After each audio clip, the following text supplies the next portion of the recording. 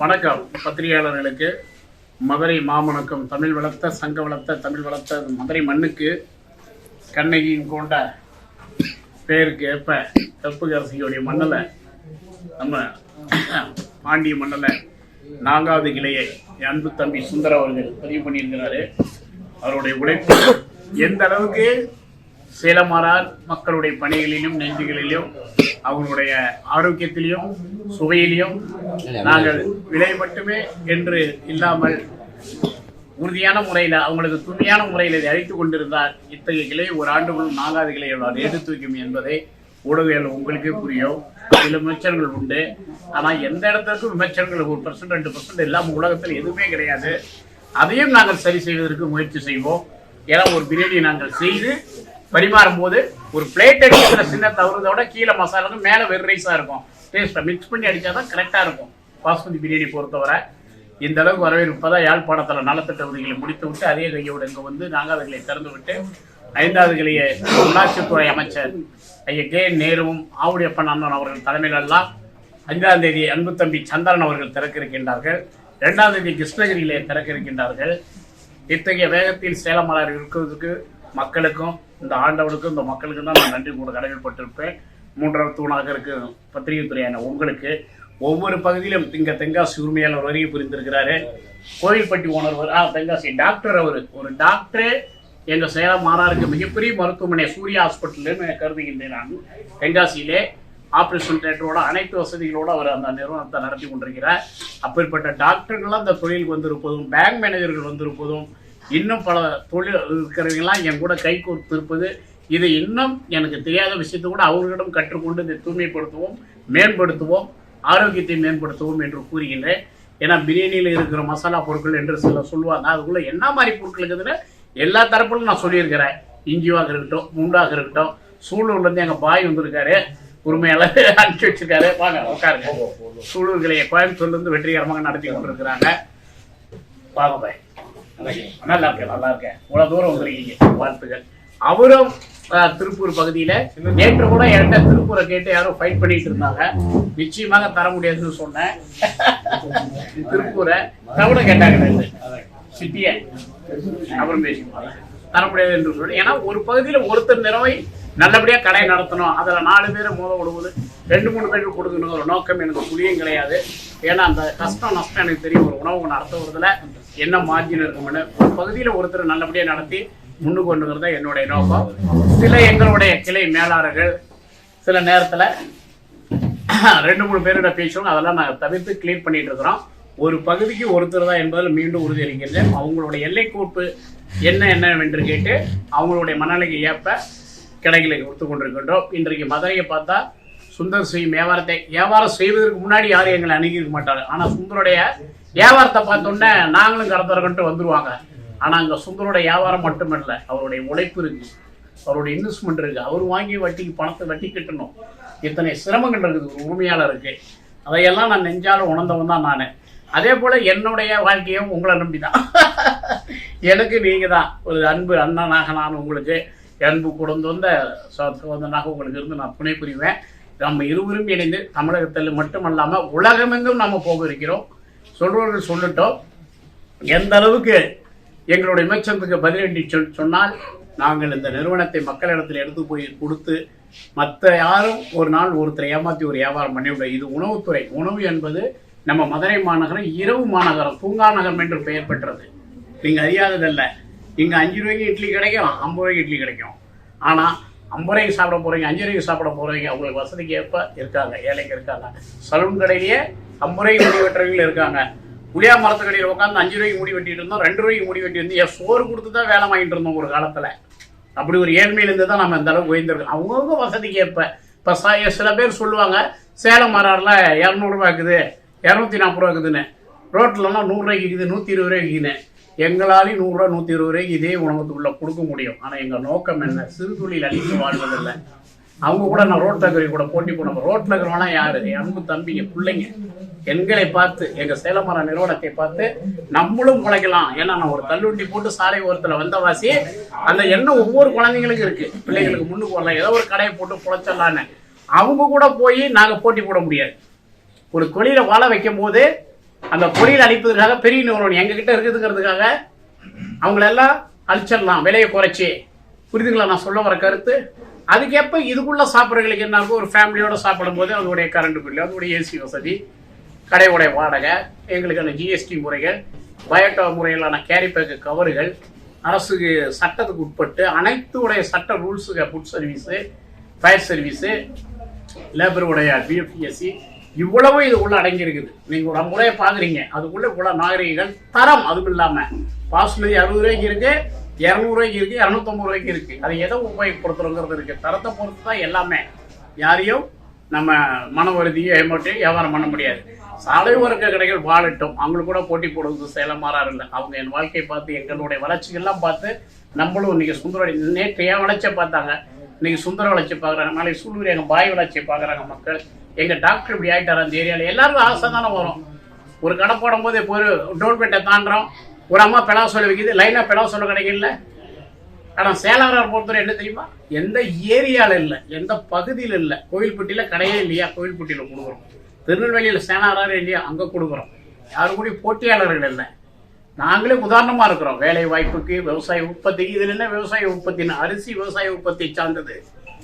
அதில் இருக்கிற மல்லி, புதினா, தக்காளி, எலுமிச்சம்பழம், அனைத்துமே மஞ்சள், அனைத்தும் விவசாய உற்பத்தி. அதுக்கு தான் இந்திய கவர்மெண்ட் அக்ரிகல்ச்சர் டுடே இந்திய கேபினட் மினிஸ்டர் நரேஷ் தோமர்கிட்ட நான் 2 முறை அவார்டு வாங்கியிருக்கிறோம். உங்களுக்கு இந்தியா டுடே தெரியும், அக்ரிகல்ச்சர் டுடே இந்திய பத்திரிகை.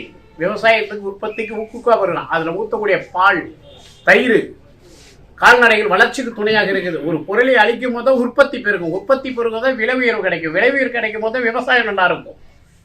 இது வெறும் பிரியாணி வியாபாரம் என்று மொட்டையாக சொல்லி விடுகிறார்கள். அது இன்னொன்று அரசியல்வாதிகளை வாய்க்கு வந்தபடி பேசுவாங்க. கோட்டருக்கும் பிரியாணிக்கு வந்த கூட்டம். நீங்க கோட்டரை பேசுங்க, அதை தயாரிக்கிற முறை என்ன, அது உடம்புக்கு எவ்வளவு ஆரோக்கியம் இருக்கு. ஆனா பிரியாணியை பேசாதீங்க அப்படி அதோட இணைத்து. இதே ரொம்ப தப்பு. வாய்க்கு வந்தது அரசியல்வாதி பேசுவாங்க. இதே ஒரு உதாரணம். இத்தனை விவசாயிகள் அதில் ஈடுபட்டிருக்காங்க, அதை போய் கோட்டரோட இணைச்சு பேசுறாங்க. இது பிரியாணி வந்து நீ கோட்டருக்கு வந்த கூட்டம் பேசிட்டு போங்க, எங்களுக்கு பிரச்சனையே இல்லை.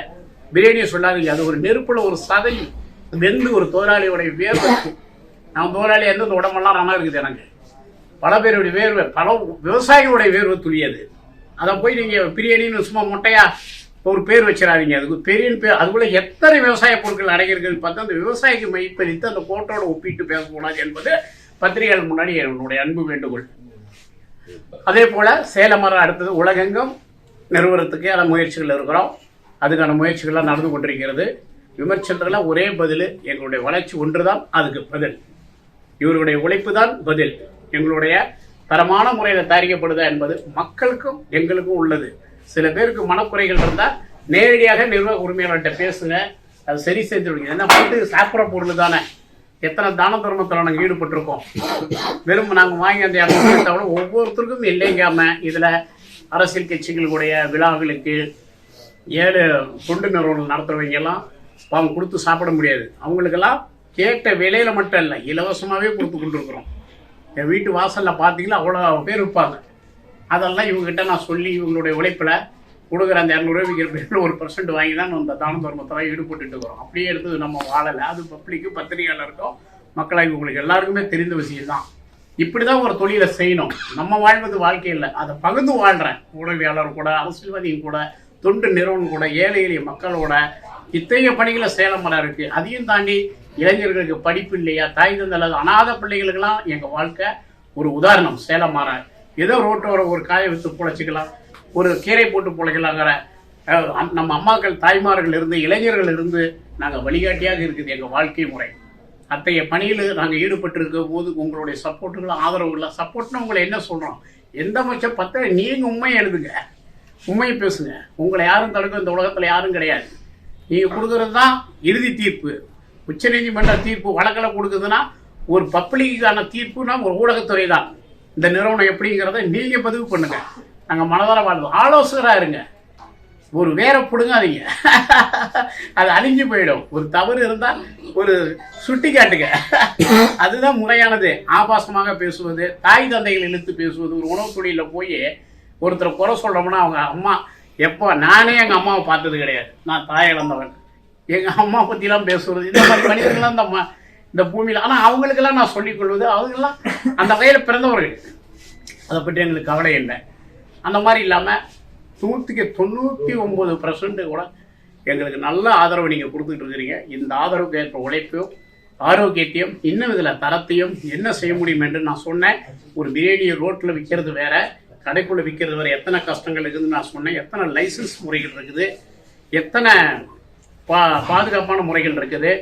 அவ்வளவும் நம்ம கஷ்டப்பட்டுதான் தரம் இருக்குது. எந்த மாதிரி பொருள் வாங்குறோம், எந்த மாதிரி பொருளை செய்கிறோம்னு சொல்லி உங்களுக்கெல்லாம் நல்லா தெரிஞ்சுட்டு, இன்றைக்கே சாலை ஓரத்தில் 100 கடைங்க இருக்குன்னா 100க்கு 100 கடையிலுமே ரோட்டில் மேலே ஒரு மட்டன் மீடி விற்கிறது கஷ்டம். அவ்வளோ விலையேற்றம். நீங்கள் சேலம் மாறாரில் இன்னொரு விஷயத்தையும் சொல்கிறேன், அளவையும் ஒப்பிட்டு பார்த்து பாருங்கள். மற்ற கடைகளில் கொடுக்கக்கூடிய ஒரு அளவுடைய அந்த விலை என்ன, ஒரு 300 350 எந்த அளவு கொடுக்குறாங்க. ஒரு 200-300 கிராம் சாதம் கூட அளவு கூட தான் அதோடைய விலை என்ன, 40% அதிகமாக வச்சுருக்கணும் அந்த விலையோட நாங்கள். ஆனால் மற்றவங்க முன்னணியினவர்கள் எந்த விலையில் கொடுக்குறாங்களோ அதை விட எங்கள் கடையில் 200-300 கிராம் கூட தான் இருக்கும் அளவுலையும். ஏன்னா சொல்லுவேன், சாப்பாட்டை அளந்து போடாதீங்க, அள்ளி கொடுங்கன்னு. ஆனால் இன்னும் இருக்கிற ரூல்ஸுகள் அப்படி, இப்படி பாக்ஸில் கொடுக்கணும், கப்பலில் கொடுக்கணும், கவரில் கொடுங்க. எங்கள் காலம் மாதிரி எடுத்து ஒரு தட்டை போட்டு அப்படி தூக்கி தர முடியாது. அந்த அளவுக்கு இன்னும் எங்கள் சென்னை கடையெல்லாம் சொல்லுவாங்க, பாக்ஸே எடுத்துக்க மாட்டாங்க, கம்மியாக போய்டு, இலையிலேயே கட்டி கொடு, நிறையா வரும்னு. ஆமாம், அப்படிதான் நம்ம நிறுவனத்தை நடத்திட்டு இருக்கோம். கடுமையான உழைப்புங்க இது. அதெல்லாம் சாதாரணமாக எடுத்துக்க வேண்டாம். உழைக்கிறவங்களுக்கு உணவு நடத்துவது, ஒரு கடை நடத்துறது எவ்வளோ சிரமம்னு உங்களுக்கு அனைவருக்கும் தெரிஞ்சிருக்கும். நான் உலகம் முழுதும் பயணித்துட்டு இருக்கிறோம். விட்டுறக்கூடாது, இது தூக்கி நிறுத்தணும், அத்தனை வேதனை வழிகிட்டு இருந்தாலும் அதுலேயும் எங்களுக்கு ஒரு வாழ்க்கை கிடைக்கிறது. நீங்கள் படாத கஷ்டம் இல்லை. சாலை ஓரத்தில் ஒரு ரோடு போடணுக்கு இல்லாத கஷ்டம் எனக்கு கிடையாது. பிறர் கஷ்டத்தை பார்க்கும்போது தான் நம்ம கஷ்டம் ஒரு துரும்புன்னு தெரியும். எப்போவுமே எங்களுக்கு கஷ்டம்னு யாரும் பேசாதீங்க. உங்கள் கஷ்டம் பெருசு இல்லை, சிறுசுன்னு பார்க்குறதுக்கு மற்றனுடைய கஷ்டத்தை பார்க்கணும். என் வாழ்க்கையை அப்படி தான் வச்சுருக்கேன். ஒரு மீன் பிடிக்க கடலுக்குள்ளே போனான்னா என்னைக்கு திரும்பி வருவான்னு தெரியாது. ஒரு காட்டுக்குள்ளே மரம் வெட்ட போனான்னா எப்போ வந்து சேருவான்னு தெரியாது. ஒரு செப்டி டேங்குள்ளே இறங்கின ஒரு தோராளி உயிரோட மேலே வந்தால் தான் ஆச்சு. அந்த கஷ்டத்துக்கு முன்னாடியே நம்ம கஷ்டம் ஒன்றுமே இல்லைன்னு எங்கள் அன்பு என் தம்பிங்க சேலமார் கைகோத்துக்கு உரிமையாளர்கள் எல்லாம் அந்த தத்துவத்தை கடைப்பிடித்து தைரியமாக தொழில் பண்ணுங்கள். நம்ம கஷ்டம் ஒன்றுமே கிடையாது. நமக்கெல்லாம் என்ன பிரச்சனை, பொருள் சுத்தமாக இருக்கா, மக்களுக்கு தரமாக கொடுத்தோமா, அவங்களுக்கு பொன்முருளோட மகிழ்ச்சியாக கடையை விட்டு போனாங்களாங்கிறதா நமக்கு பிரச்சனையாக இருக்கும். வேறு எந்த பிரச்சனையும் நம்ம நெத்தியில் வச்சுக்க வேண்டியதில்லை. அதை மக்கள் பார்த்துக்கோங்க, பத்திரிக்கை நீங்கள் பார்த்துக்க போகிறீங்க. இந்த மண்ணில் மீண்டும் சுந்தருக்கு வாழ்த்து சொல்லி அவர் அளவோட நிறுத்தி கொள்ளாமல் அளவில்லாமல் உழைத்து விடுங்கள் என்று கூறி மீண்டும் ஒரு முறை உழைப்பு தான் நம்மளை எப்போ சுறுசுறுப்பாக வச்சுருக்கோம். நீங்கள் பாருங்கள், ஒரு கடையில் வேலை செய்கிறீங்க, நம்மளோட நான் முதலாளியாகி கூட அந்த வேலை நீங்கள் ஓட முடியாது. ஆனால் நான் தொழிலாளிக்கும் போது வேணும், வேகம் வேறு. உழைக்கிறோமேனு யாரும் வருத்தப்பட்டாரு. உழைப்பால் தான் உடல் நல்லா ஆரோக்கியமாக இருக்கும். அதனால் நல்லா பண்ணுங்கள். ஒருத்தருக்கு ஒருத்தர் ஒற்றுமையோடு இருந்து பண்ணுங்கள், அனுசரித்து பண்ணுங்கள், பகிர்ந்து பண்ணுங்கள். வாழ்த்தும் வளமுடன் நம்ம சேலம் மாறாரு மக்களுக்கு எடுத்துக்காட்டாக, இளைஞர்களுக்கு எடுத்துக்காட்டாக, விவசாயத்துக்கு எடுத்துக்காட்டாக, இந்த அரசுக்கு வேலை வாய்ப்புக்கு எடுத்துக்காட்டாக இந்த நிறுவனம் வளர்ந்து கொண்டிருக்கிறது. பல தொண்டு நிறுவனங்களுக்கு, பல அரசியல் கட்சி தலைவர்களுக்கும் சரி, யாருக்கும் நாங்கள் இன்முகத்தோட குறைந்த விலையில் நாங்கள் செஞ்சு கொடுத்துட்டு இருக்கிறோம். இந்த தொழில் நம்மளையும் வாழ வச்சு மக்களையும் வாழ வைக்கக்கூடிய தொழில் இது. இந்த தருணத்தில் இந்த பைபாஸில் எந்த இடம் சொல்றது, நாகமலை புதுக்கோட்டை டு திருமங்கலம் போகுது. Okay, Nagamalai Pudukkottai to Thirumangalam, Nagamalai Pudukkottai tour. இப்போ பேனர் வழியில் நாங்கள் வந்து வச்சுருக்கோம், இன்னைக்கு இருக்கிறோம். நீங்களும் அதெல்லாம் கொஞ்சம் போட்டு விடுங்க. கடைக்கு ஒரு ஆதரவாக டவுட் விளக்கு நல்லது, அதை நீங்கள் கொஞ்சம் பதிவு பண்ணிடுங்க. ரொம்ப நிகழ்ச்சி. உங்களுக்கு எதாவது கேள்வி தான் நான் பதில் இருக்க கடமைப்பட்டுள்ளேன். தேங்க்யூ, நன்றி. எல்லாரும் சாப்பிட்டு போங்க, வாழ்த்துக்கள். ஓகே, இப்போதான் நாங்கள் யாழ்ப்பாணத்தில் நலத்திட்ட உதவிகளை புரிஞ்சுட்டு வந்தோம். எல்லாரும் குடும்பத்தில் போய் கலந்துருப்பாங்க. நான் தமிழர் பகுதியில் யாழ்ப்பாணத்தில் முத சென்னையிலேருந்து போன ஒரே நிறுவனம் நம்ம சேலம் மாறாரு. 6 மாதத்துக்கு முன்னாடி தொடங்கி விட்டோம். இந்த பொங்கலுக்கு அன்பு தம்பி நம்ம நடிகர் சுரேஷ் அவர்களும் வருகை புரிந்து எந்த ஒரு எதிர்பார்ப்பும் இல்லாமல் தன்னுடைய 6 நாட்கள் என் கூட பயணித்து ஏழை அந்த குழந்தைங்களுக்கெல்லாம் எல்லோருக்குமே அந்த ஸ்கூலுக்கு 500 பிள்ளைங்களுக்கு பேக்கு, புத்தகம், டேபிள் சேரு, அது மட்டும் சாப்பாடு அனைத்தும் வழங்கிட்டு வந்தார். அவருக்கும் நம்ம தேங்க்ஸ் பதிவு பண்ணி எங்கள் நிறுவனத்தோட கை கொடுத்து அவரும் எங்களுக்கு ஒரு தொழிலாளி போல் ஆகிட்டார் இன்னைக்கு. ஆமாம், ஏன்னா பார்ட்னர் சொல்லிவிட்டு அவர் பங்கு கேட்டுருவார், கொஞ்சம் உஷாராகணும் அவர்கிட்ட. ஆமாம், சம்பளத்தோடு பண்ணிக்குவேன். அந்த மாதிரி ஒரு அன்பு தோழர் போல தம்பி கூட வந்தவர் போல கூட பயணித்துட்டு இருக்கிறாரு. அவருக்கு என்னுடைய வாழ்க்கையில் தெரிவிச்சுக்கிறேன். எங்கள் அன்பு அண்ணன் எப்போ மதுரைக்கு வந்தாலும் எனக்கு ஒரு வீடு இல்லையே, ஒரு சொந்தம் இல்லையேங்கிற குறையை நெத்தியில் துணியும் இல்லாத அளவுக்கு எங்கள் அம்மன் உதய அண்ணா அவர்கள் நம்ம தேவஸ்க தலைவர் நம்மளுடைய மதுரை மாவட்டத்தில் பல ரியல் எஸ்டேட்களை நடத்தி கொண்டு பல தொழில்களை ஈடுபட்டு கொண்டிருக்கிறார். எனக்கு ஒரு சொந்தமே அவர் தான். இந்த மண்ணுக்கு வந்தால் நேரம் தான் இருக்காது எனக்கு அவரோடு பங்கு கொள்ள. அவருக்கும் வாழ்த்து தெரிவித்து மற்ற அன்பு தம்பி உரிமையாளர்கள் அனைவருக்கும் வாழ்த்துக்கள். நகரம் எங்கு இங்கே வருகை புரிய முடியாத இருப்பவர்களுக்கும் என்னுடைய வாழ்த்துக்களையும், கரூர்லேருந்து வருகை புரிந்த அன்பு தங்கைகளுக்கும் தம்பிகளுக்கும் என்னுடைய வாழ்த்துக்கள். விரைவில் கரூரில் தொடங்குறாங்கன்னா தேதி ஃபிக்ஸ் பண்ணல. 2ஆம் தேதி நான் மீண்டும் கிருஷ்ணகிரியில் தொடங்குறது போல 5ஆம் தேதி அன்பு தம்பி சந்திரன் தொடங்குறாரு. இப்போ கூட அவர் சொன்னார் கடையை தொடங்கிறீங்க 5ஆம் தேதி கேட்டால் அவர் சொல்கிறாரு ஆனால் 5ஆம் தேதி கடை தொடங்குறதுக்கு முன்னாடி நான் ஒரு 1000 பேருக்கு அன்னதானம் பெற்றாங்கிறாரு. இதுதான் சேனாராரு. இது நான் சொல்லி கொடுத்தா வந்தது. எல்லாரும் அந்த மனநிலையில் இருக்கிறோம். மக்களோடு இருக்கணும், நம்ம பிறந்த மண்ணோடு இருக்கணும், மொழியோடு இருக்கணுங்கிறத எங்கள் நோக்கம். கண்டிப்பாக அதுலேயும் நான் கலந்துக்கிறேன். வாழ்த்துக்கள். விரைவில் உலகமெங்கு கொண்டு போகிறோம். உங்களுடைய எந்த கருத்துக்களாக இருந்தாலும் குறைகளாக இருந்தாலும் நாகரீகமான முறையில் பதிவு பண்ணுங்க. இது என்ன உடல் செய்யக்கூடிய தொழிலா, சாப்பிட்ற தொழில்? இன்னும் வாழ்க்கையில் மனிதன் உயிர் வாழ்றதுக்கு 3 விஷயம் தான் தேவை: காற்று, நீர், உணவு. ஆண்டவர் எங்களுக்கு உணவுத்துறையில் இருக்கிறோம். காற்றோ நீரையும் இயற்கையை கொடுத்துருக்கு. அந்த இயற்கையோட ஒன்றி வாழ்ற தொழிலில் ஒருபோதும் நாங்கள் யாருக்கும் எந்த துரோகமும் நினைக்க மாட்டோம். நன்றி, வணக்கம் பத்திரிகையாளர். மாறார் பிரியாணி 4வது கிளையை முதல் கிளையில பங்கெடுத்தாரு. அதோடைய கைராசி ஸ்கூல் சுரேஷ் அவர்களுடைய அந்த ஒரு கைராசி இன்னைக்கு 4வது இடத்துல வந்து மேல மனமா அடித்து 2வது கிளையிலையும் பங்கெடுத்தாரு. இப்போ 3வது கிளை மட்டும்தான் 4வது கிளைக்கு வந்திருக்கிறார். அவருடைய கைராசி அவர்களுக்கு மனமார்ந்த வாழ்த்துக்கள். இதற்கு மூலதனமாக உள்ள சேலம் மாறார் பிரியாணி தமிழ்ச்செல்வன் ஐயா அவர்களுக்கும் மனமார்ந்த வாழ்த்துக்கள். வெந்து தனிந்தது காடு, மதுரைக்கு வணக்கத்தை போடு. வெந்து தனிந்தது காடு, சேலம் மாறாருக்கு வணக்கத்தை போடு. என்னோட ஸ்டைல்ல சொல்லணும் அப்படின்னாக்கா, மண்மனம் மாறாத மதுரை, மண்மனம் மாதார மருதை, நம்ம சேலம் மாறாறு ஓடிட்டு இருக்க குதிரை. மண்மனம் மாறாத மதுரை, சேலம் மாறாறு ஓடிட்டு இருக்க குதிரை. அதாவது ஹோட்டலுக்கு சாப்பிட வரும்போது வயிறு மட்டும் நிறைஞ்சு இருந்தால் மட்டும் பார்த்தாது, மனசும் நிறையணும் அப்படின்ற ஒரு எண்ணத்தில் நீங்கள் பிரியாணி வைக்கும் போதே அளவு பார்த்தீங்கன்னாக்கா 2 பேர் சாப்பிட்ற அளவுக்கு இருக்குது. ஏன்னா சில பேர் வந்து கொஞ்சமாக இருக்குதே நம்ம திருப்பி கேட்கறதுக்கு வெக்கப்படுவான். அப்படி சாப்பிட்றதுக்கு வெக்கப்படக்கூடாது, எதா இருந்தாலும் கேட்டு வாங்கி சாப்பிடலாம் அப்படின்ற ஒரு நோக்கத்தில் கடின உழைப்பால் இன்னைக்கு முன்னுக்கு வந்துள்ள சேலம் மாறார் பிரியாணி ஐயா அவர்கள் மூலமாக இன்னைக்கு உலகமெங்கும் கிளைகள் திறந்துட்டு இருக்கு. அது மட்டும் இல்லை, நம்ம ஹோட்டலில் சாப்பிட வரவங்க பெரியவங்களுக்குலாம் தெரியும் இது என்ன இது என்ன அப்படின்னு. ஆனால் குழந்தைகளுக்கு வந்து சாப்பிட்டா மட்டும் பத்தாது, கொஞ்சம் விளையாட்டுத்தரமாகவும் இருக்கணும்னு நினைப்பாங்க. அதை ஒரு முன்னிறுத்தி நமது சுந்தர் அவர்கள் பார்த்தீங்கன்னா வெளியில் ஒரு ஏரோப்ளேன் நிறுத்திருக்காரு. ஏன்னா குழந்தைகளுக்கு வந்து இந்த மாதிரி விளையாட்டு சாமான்லாம் இருந்துச்சுனாக்கா சாப்பிட்றதுல மட்டுமே கான்சன்ட்ரேட் பண்ண மாட்டாங்க, அவங்க விளையாட்டுலையும் கான்சன்ட்ரேட் பண்ணுவாங்க. அப்படி நம்ம ஏரோப்ளேன்ல போய்கிட்டே சாப்பிட்றதுக்கு கூட ஒரு வசதியை ஏற்படுத்தி கொடுத்துருக்காரு நம்ம சுந்தர் அவர்கள். எனக்கு தெரிஞ்சு மதுரையில் 2வது ஏர்போர்ட் இதுதான் நினைக்கிறேன். அதாவது நாகமலை புதுக்கோட்டை போற வழியில இந்த ஏர்போர்ட் இருக்கு, குழந்தைகளுக்கான ஏர்போர்ட். இங்க வந்தீங்கன்னாக்க குழந்தைங்களோட ஜாலியா சாப்பிட்டுட்டு சந்தோஷமா போகலாம்.